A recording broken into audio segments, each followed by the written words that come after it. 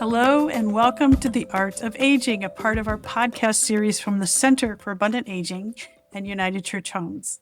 I love having conversations with others as we look at what it means to age in the 21st century, taking a look at the positive, empowering conversations that challenge, encourage, and inspire all to age with abundance. Today, I have the joy of welcoming my colleague, Amy Kotterman. Amy is a registered and licensed dietitian. She's a longtime leader at United Church Homes with more than 30 years of service. She currently oversees the organization's middle market communities and has led major initiatives focused on culture change, resident experience, dining innovation, and person-directed care. Amy also played a key role in helping United Church Homes become part of the first round of organizations selected for the CMS guide model. She is a recognized leader in aging services and a frequent speaker on senior living, hospitality, and quality of life for older adults. Welcome, Amy.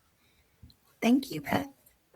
So as we get started, do you want to first explain what CMS is and why don't we say CMMS? Because you'll understand why I'm asking that question in a minute, and also what guide model is and what that stands for.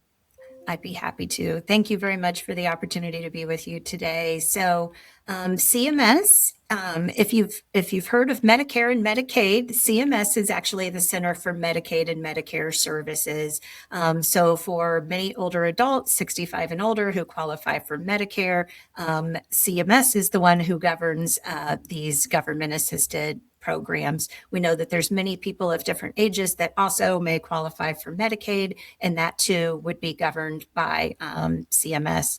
CMS has many different programs throughout the nation, and back in 2023 that they announced that they had created a new guide model program, which is actually an 8-year model program. It's from their innovation side, and so GUIDE stands for Guiding an Improved Dementia Experience. Okay. So given the breadth of your work over the years, what is it about this program that led you to become UCH's champion for GUIDE? Okay. Well, as you had shared earlier, I've worked with United Church Homes for a really long time. I've always, many of my first, quite honestly, the first few decades, I was spent primarily in our healthcare communities, and working with people living with dementia was actually just a passion of mine. And so through the years, with lots of different opportunities, I was asked to really take a look at our culture change initiatives for United Church Homes. And part of that was also taking a good look at how we approached providing care to people living with dementia. And so for well over 10 years now, I've had the honor of working with our dementia care programs. Back in 2016, we partnered with an organization, the Beatitudes, and their Comfort Matters program. And we did that because we wanted to make sure that we had a very strong foundation in the dementia education that was being provided to all of our team members. And it was a program that really aligned really well with our mission, vision, and values. And that was something that was really important to United Church Homes. The first time I was there and got to see them and their mission, I felt like they were just truly a sister community of ours. And that was something that was really important. And so we just loved that it was a program that, was evidence-based practice and one that you could become accredited in, and 7 of our communities received accreditation. So as we continue to move forward, many different programs that we've, really embraced at United Church Homes, anything from music and memory, which is, individualized playlists of music that's important to that individual, to programs such as OMA, Opening Minds Through Art, where a person living with dementia would be paired with a volunteer to express their creativity through projects that are led over multiple weeks. And then when the guide model came about, and there were meetings if this was something that we wanted to, apply to see if we could potentially be a participating organization for CMS, we looked at what the criteria was. We felt that this really aligned with our mission and vision to be able to serve more individuals. We thought that a lot of what we had already put in place, that this was a way to expand beyond our current doors and those, brick brick and mortar structure buildings, and to really be able to provide care to people living in their own home settings, and especially also supporting the caregivers. One of the things that was really intriguing to us is that the guide model was intended to be able to improve the quality of life for people living with dementia, but also ease the strain and burden of their caregivers. And we know that that is heavy, right? It's a heavy load. And so we felt that with everything that we have done through the years, that we were really well positioned to be able to do that. Yeah, we know that for individuals who are care partners with others with dementia and any other needs that folks have along the way, that that places them under such stress. It puts them in a position to be more lonely, and loneliness only exacerbates their own physical and mental health. And so that's one of the things I love about this program is letting people know that the care partner or caregiver is as much top of mind with this program as it is the individual who's living with the cognitive decline. It absolutely is. And, with all of those years of experience I had working in more of those skilled nursing settings, you get to know the family members. And unfortunately, the stress and the toll that it has taken on many of them through the years was significant in and of itself. And so I couldn't, I've worked in senior living and aging services the majority of my career, and I have said on multiple occasions that I feel this is one of the best programs that CMS has put forth, because of the fact that it can help people that are living in their own homes. You don't have to be in skilled nursing to receive this benefit. And quite honestly, because it is a government program, there is eligibility requirements. And if you're living long-term in a skilled nursing, you actually don't even qualify. So it's really trying to help people early in diagnosis, but throughout the journey that is dementia and Alzheimer's. It is a journey. And so it's really providing you with the wraparound support and care navigation that is needed to help you, every step of the way. Now, United Church Homes was selected in the first round. Is that right? We That were is one of correct. how many nationwide? That is correct. So we applied early in 2024 to be a participating organization. We know that there was a very significant number of organizations that applied nationwide. It was announced in April that we were accepted as an established program. So there were 2 program tracks, established or new programs. The established program track was able to start in July of 24. And the new program started in July 1st of 2025. There's 9 care delivery areas that you have to be able to meet to be able to provide guide services. And you had to meet a specific number of those to be considered for an established program. And fortunately for us, we had the good majority of those in place, which gave us this great opportunity. Yeah. So how are we using Guide? How does this work? Okay. So Guide really is intended to be able to find somebody that meets eligibility. And as they reach out to us, we've been doing a lot of education over this last year, right? Because many people still don't know that Guide exists. They don't know. And even if they have heard of it, they don't know what it is. Sometimes when we initially were telling people that this Guide program, that if you qualify, that it's, there's no out-of-pocket cost for you. And there were people that were leery saying there's something free from the government. But, once they heard about it, they were like, this sounds amazing. So a lot of it starts with education. But for somebody that meets eligibility, and I'll just share that real quickly. So you would have to have a diagnosis of dementia. You could not be receiving PACE or hospice. You can live in assisted living.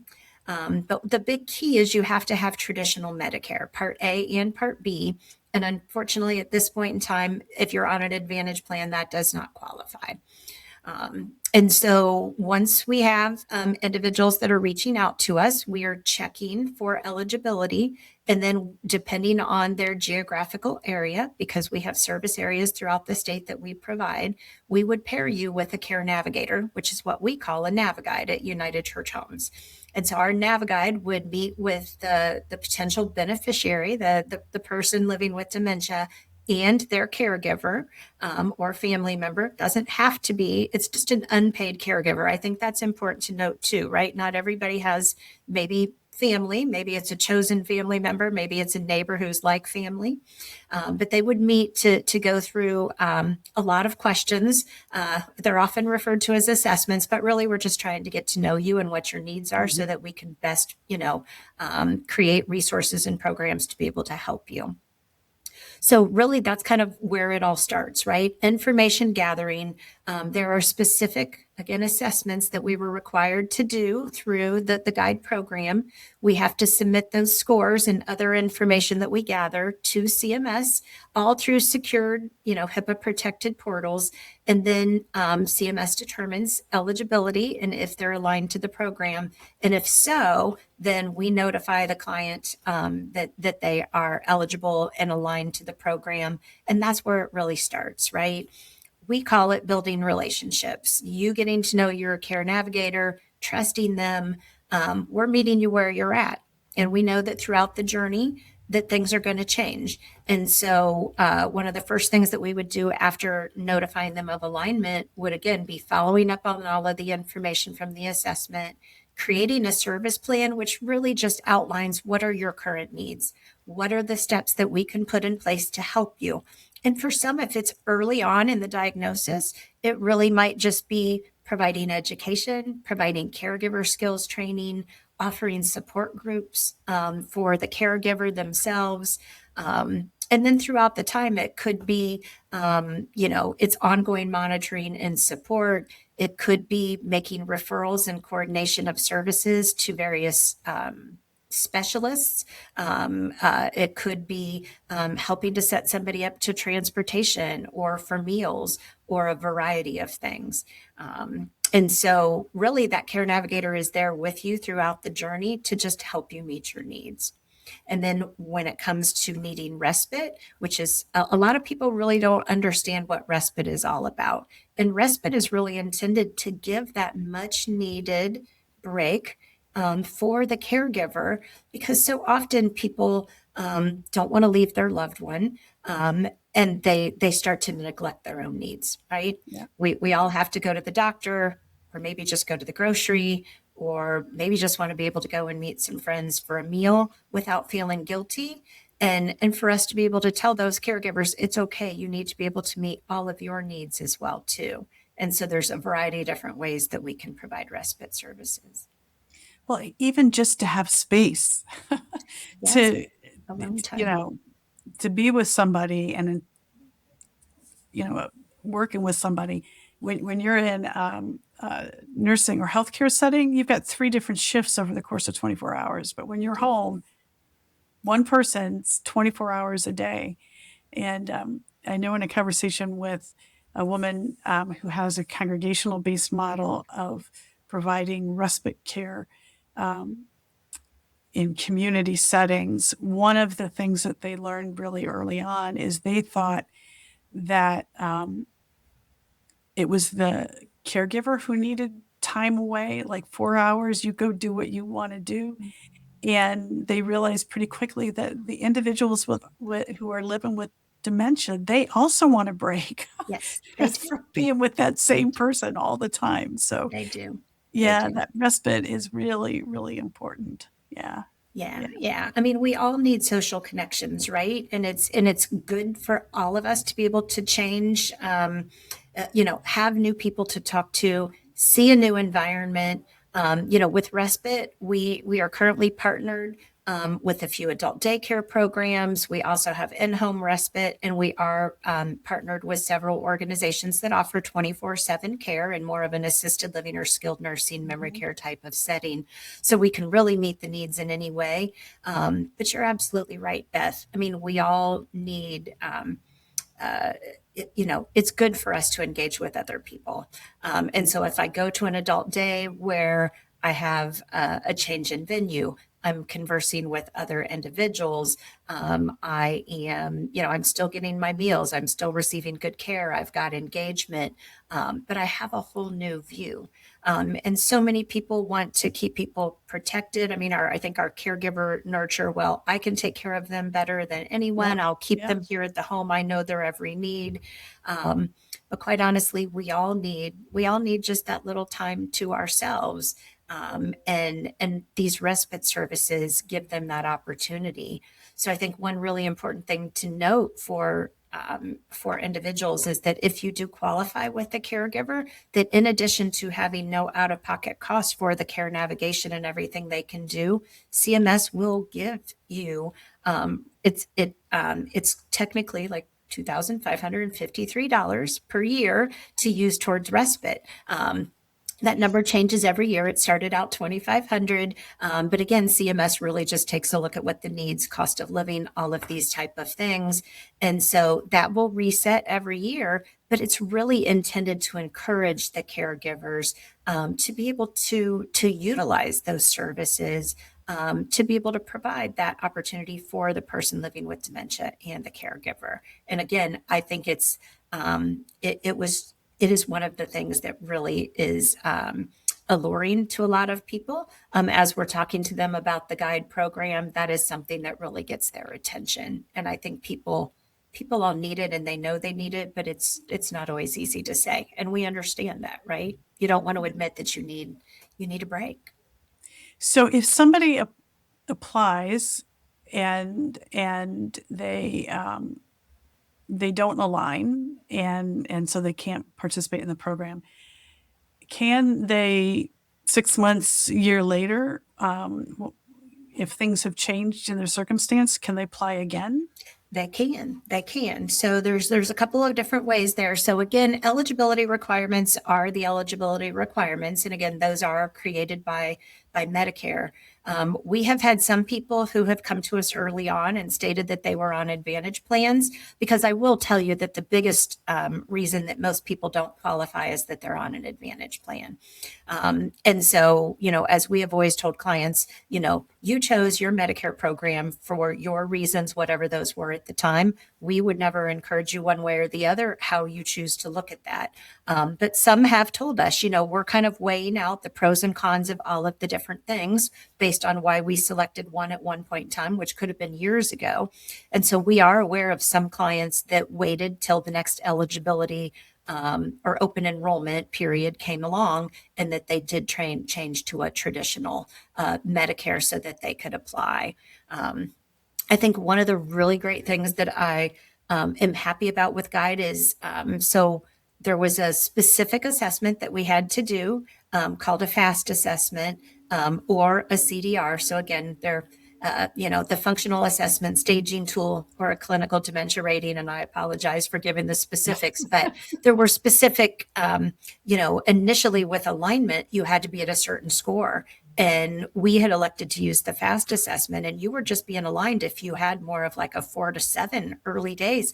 That is much more of a moderate level of dementia. We were really pleased to see that CMS adjusted that and greatly lowered that down, so that now with an early diagnosis, early stage of any type of dementia, and it's many different types of dementia that can qualify, that you can be aligned. That to us, for many providers, again, nationwide, because there's lots of different forums that we participate in with other providers, right? And, our whole goal is to be able to help people. And when people are proactive with their health and are interested in Guide and wanting to be able to get all of the resources to help them early on, that is what's going to help you, right? Be proactive with your health versus reactive. Let us help you with the resources and the care navigation from the beginning, versus somebody coming to this at a much later stage, where maybe some of the options aren't as viable at this point in time. So that's been really helpful. So something you just said I hadn't heard before. First of all, to step back, when we're talking about dementia, that's an umbrella term It for is. a lot of different causes of cognitive decline. Is that the easiest way Absolutely. to say that? It really is. It really is. Everybody just assumes that dementia is Alzheimer's, and that is not the case, right? Alzheimer's. There's vascular dementia, which often and is something that is approved in one of the diagnoses that works with the Guide program.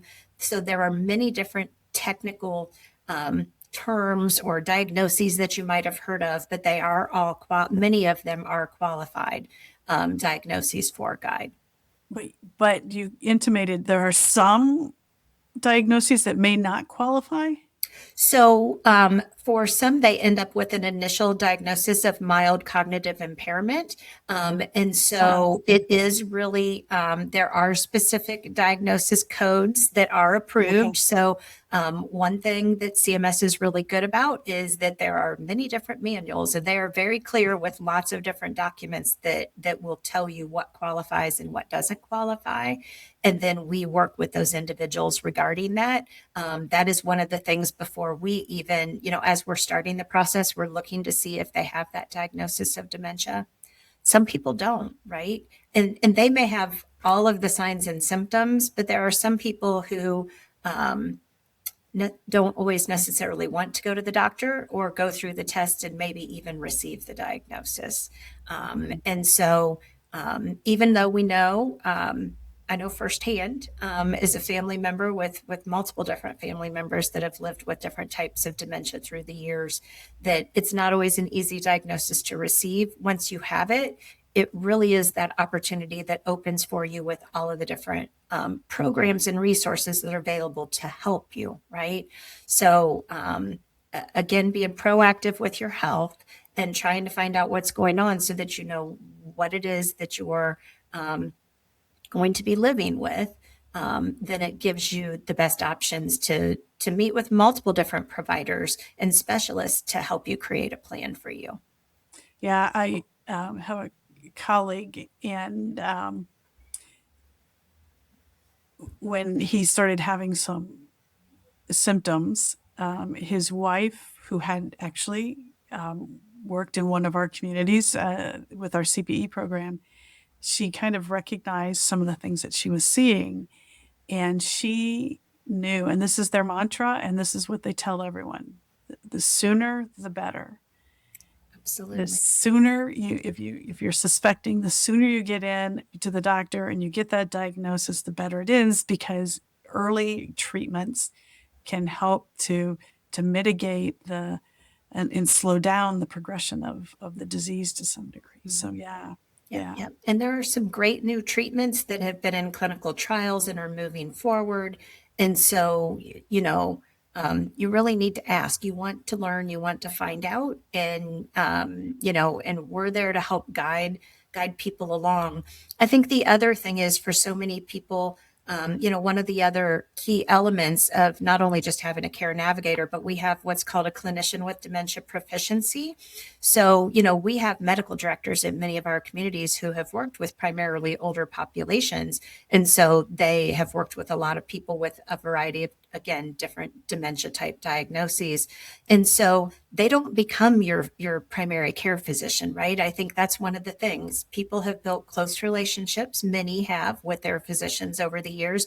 You will keep your physician, right? This is just an extra person who's taking a look and working with the care navigator to ensure that all of the next steps with ongoing monitoring and support or any referrals, that they are the right next steps. And then if there are any recommendations for referrals to specialists or potentially even some type of pharmacological, medication that might be of benefit, then that would be a recommendation where the care navigator serves as that liaison between our clinician and their primary care physician before moving forward.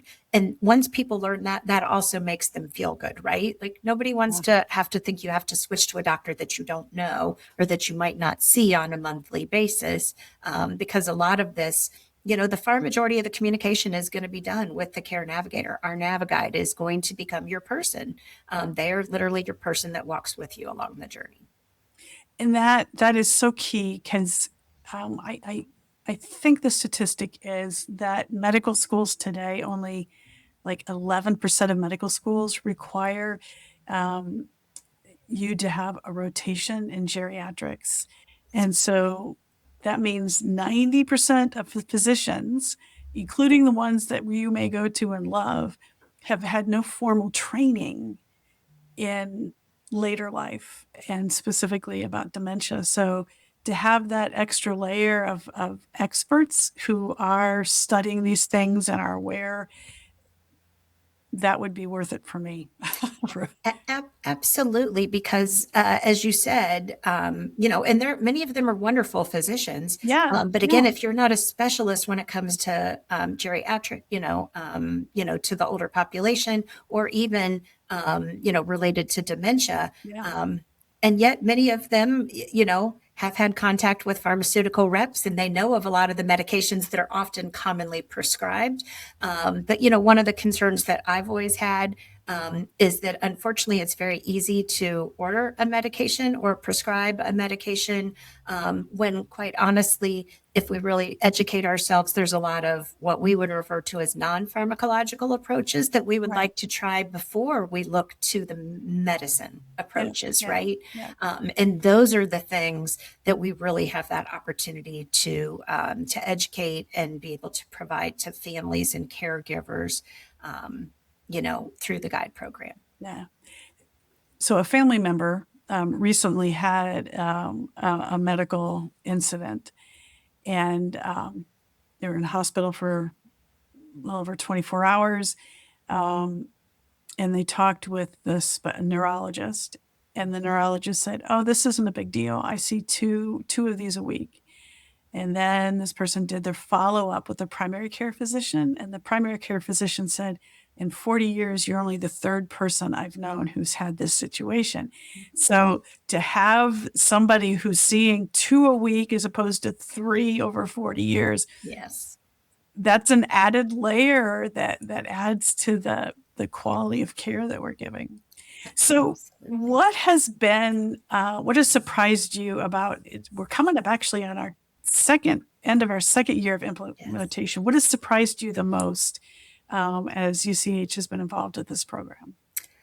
I think one of the bigger surprises were when we first started educating people about guide. I think we just automatically thought, oh, we're going to have all of these people that want to join the guide program, right? And that didn't happen initially. We really had to take a look at how we were educating people, how we were marketing the program, how we were sharing the information. Um, and then we really had to take a look and get out there with a lot of different hospital discharge planners, case managers. And so that was, I think, one of the biggest surprises. We started initially going to a couple of different expos, and we had, our guide flyers and, various things to have people, come to our table. But when you were talking to individuals and families, I think the other thing that just really shocked me was that sometimes there would be couples that were going by and you were like, so do you know anybody, in your family, in your church, in your neighborhood that's living with dementia that might want to hear about this program? And there was this kind of like, no, I don't know anybody. Well, he might have it, but we're fine. We don't need anything right now. And so that happened multiple times at multiple expos. And again, I think that it really just brought to light that we have to do better as a nation, as a healthcare industry, as just good human beings, to not have the stigma that so many Yeah, people feel around the diagnosis or the words dementia or Alzheimer's. yeah. And so I've always been very passionate about words. Words matter, the words that we use, but you really just see how it impacts individuals that are living with that. Yeah, absolutely. And trying to, well, I know in talking with older adults that when you ask people what they're most afraid of in later life, dementia is Mhm. higher than fear of death. Yeah, yeah, And and it is something that we should be aware of, and we should and we all can benefit from understanding how we as a society need to set up the systems and supports to support those who have dementia. Um, but the other piece of that is, people are talking about there are going to be more and more people who are living with dementia, and that's my perception is that's because there are more and more older people in general, and people are living longer, and the longer you live, the more likely the possibility. But even then, the percentage of the population who does live with dementia is not that high. I mean, that percentage increases, as I said, but like at 65, in the mid 60s, that percentage is like less than 10%, I believe. I'm terrible at remembering It is, numbers, but the statistics are growing, and even through the Alzheimer's Association, and that is again specific to Alzheimer's. That there's currently like 7.2 million Americans yeah, living with the yeah, disease, but when you look to 2060, that doubles, right? The number yeah, doubles, yeah, and so when you really dive into the statistics, it is very eye opening. It's eye opening in regards to, again, especially once you get over 75, the percentage increases yeah, significantly. It is much more in females than males. So again, but I think so much of it comes to education. And you look that there's a lot of great organizations that are out there now, and look at Dementia Friendly, America, and so many organizations that are really, just working with cities, communities, to just be able to, again, what I call being a good human, watching out for people, educating ourselves on what are some of the things that we can look for, and to just be able to be there and to be able to help people as they're just navigating every day, the things that we take for granted every single day. Somebody living with dementia, you know, they start to lose some of the things that we get up and we just go about our daily routine. We shut off the alarm, we get up, we brush our teeth and take a shower and do all of the things. And over time, the things that we've done out of habit for many years, they're not just voluntary, and they don't just happen. And it's hard. yeah. I can remember Dr. Carl Hill from the Alzheimer's Association spoke at our symposium several years ago.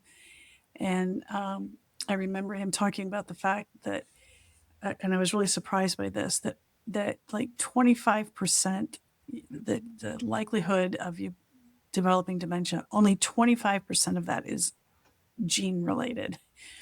75% is related to, again, the supports and services in the communities around us, how we're taking care of our health.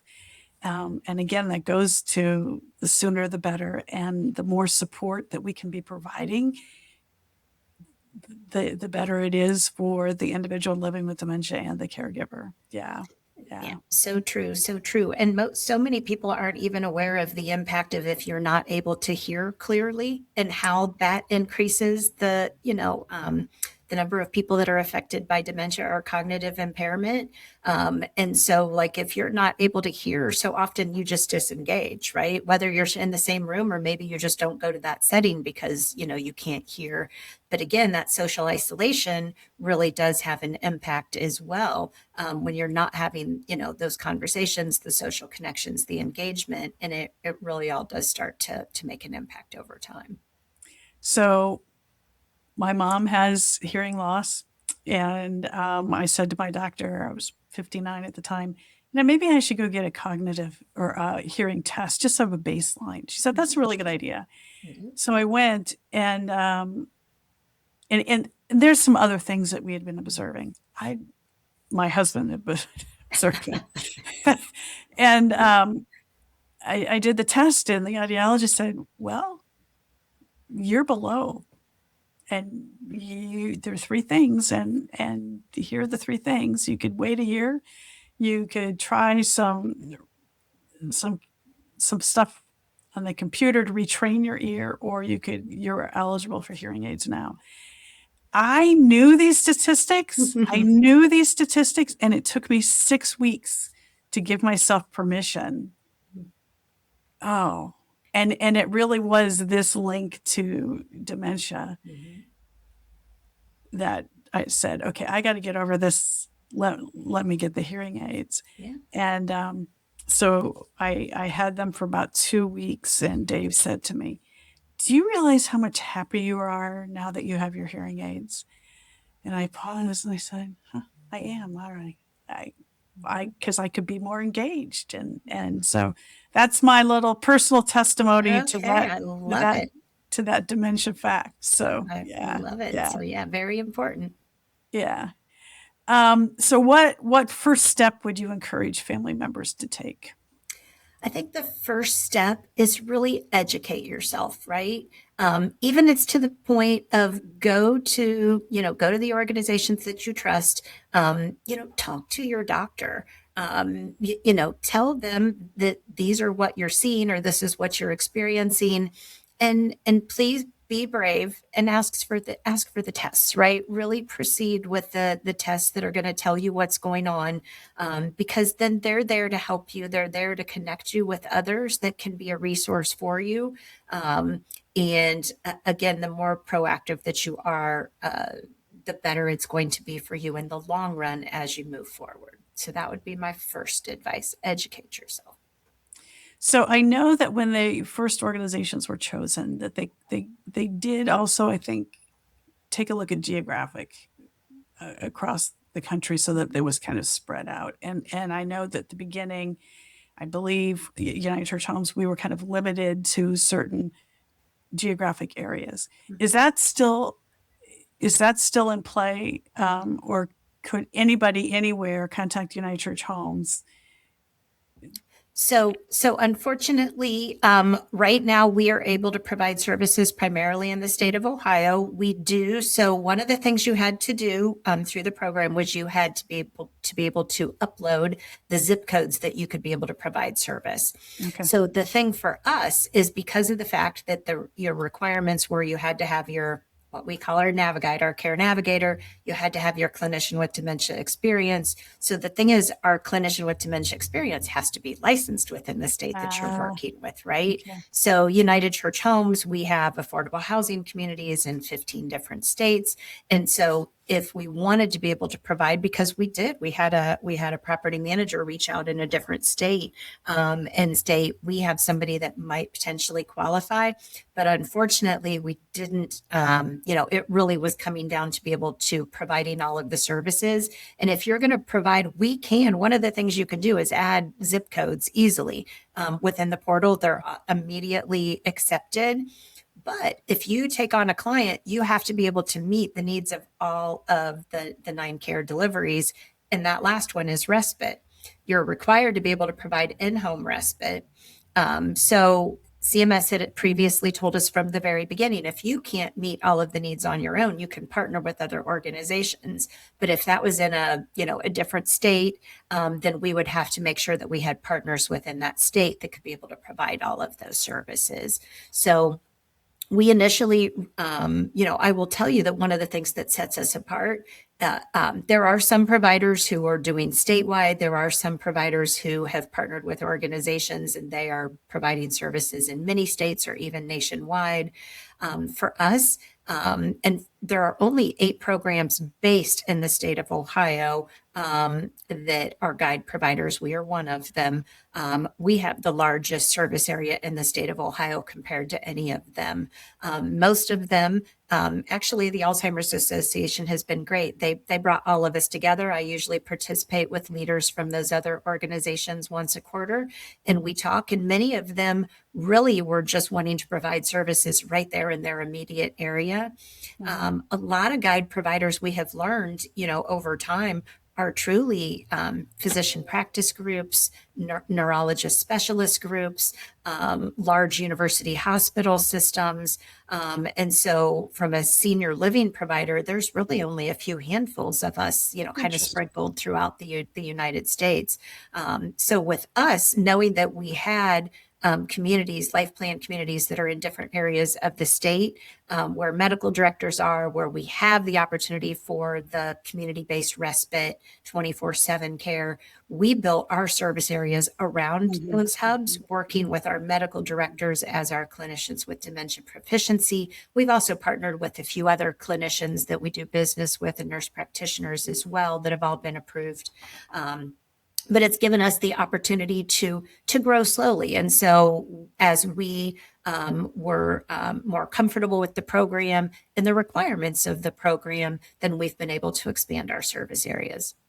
So, what does somebody do who's listening to this podcast and they are outside the state of Ohio? How do you go about finding a provider where you live?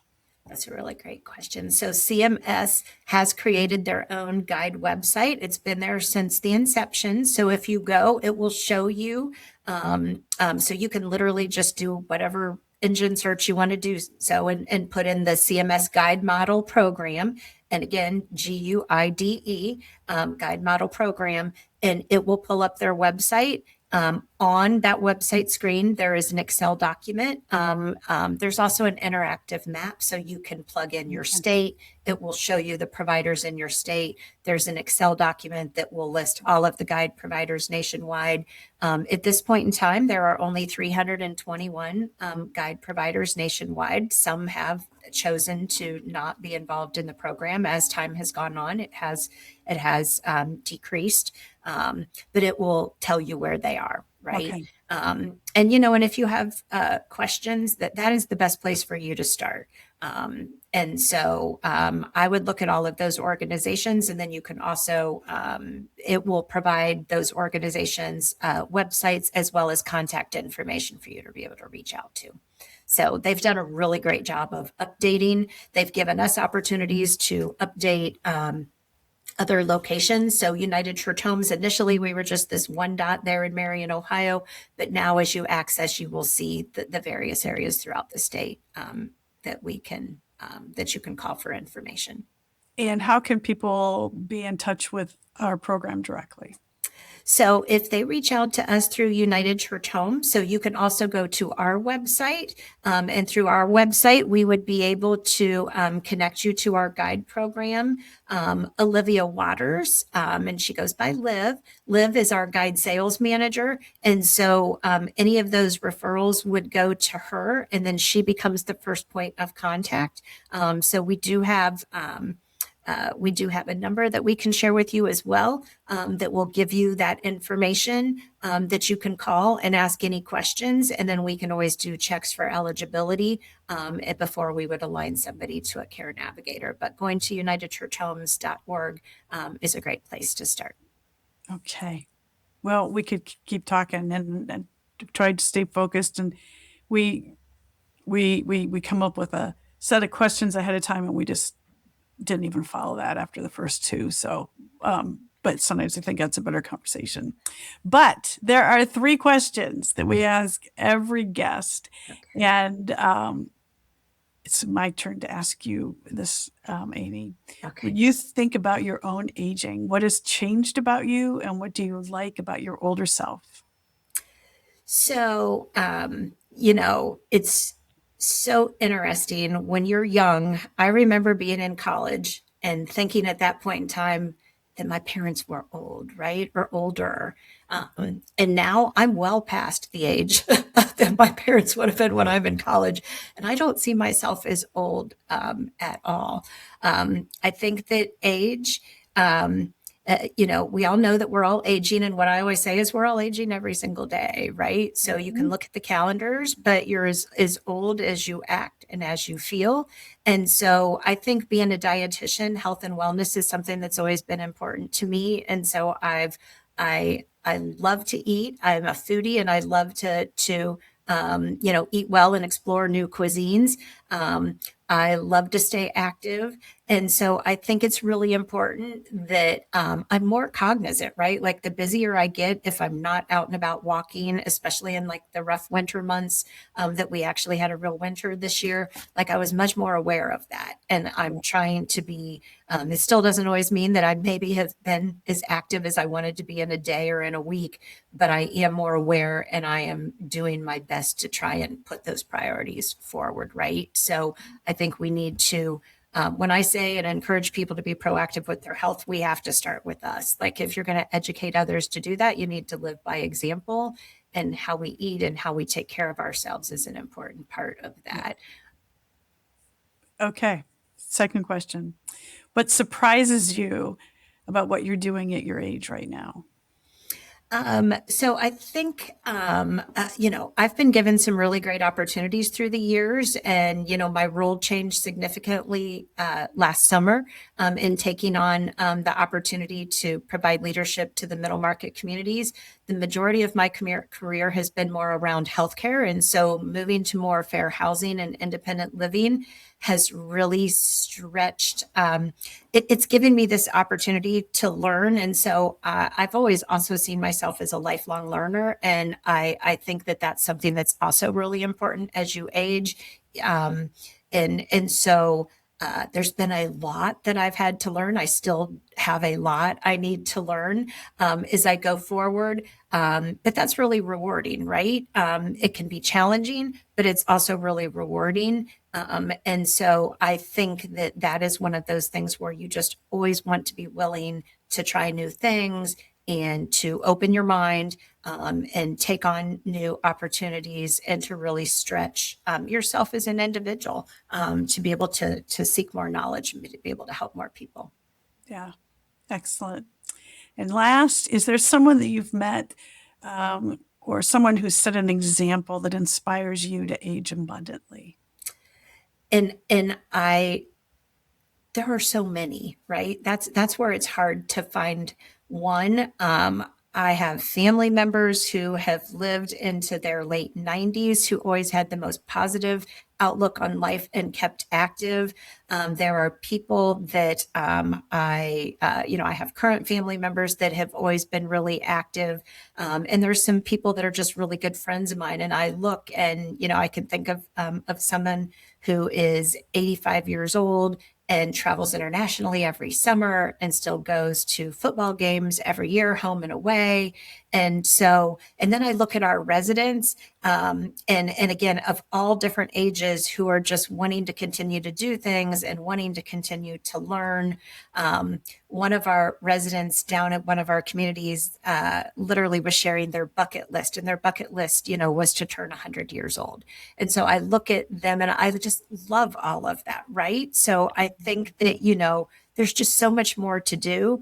I look forward to, I'm very happy in doing what I'm doing. Someday I look forward to retiring, but when I retire, I want to be able to travel and do things and see places that I've seen in videos or Yeah. movies or, that I've researched.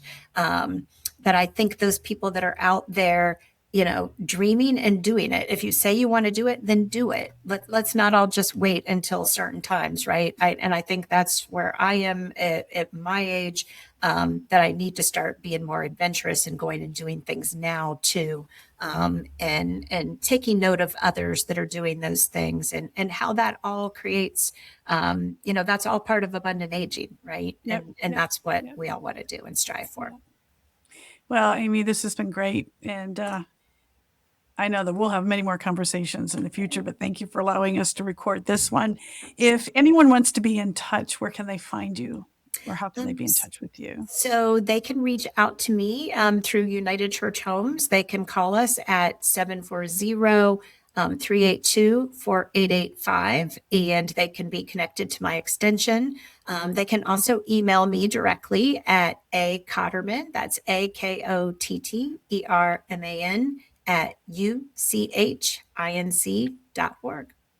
So Excellent. thank you for the opportunity to be with you today. This has been great. Thank you. And thank you to our listeners for your time with this episode of The Art of Aging, part of the United Church Homes Abundant Aging series. If you would like to participate in additional conversations around aging abundantly, you can visit us at abundantaging.org. In the meantime, may you look around you and identify a person who is aging ahead of you, who influences your understanding of how you can age abundantly by their aging example. Until next time, blessings.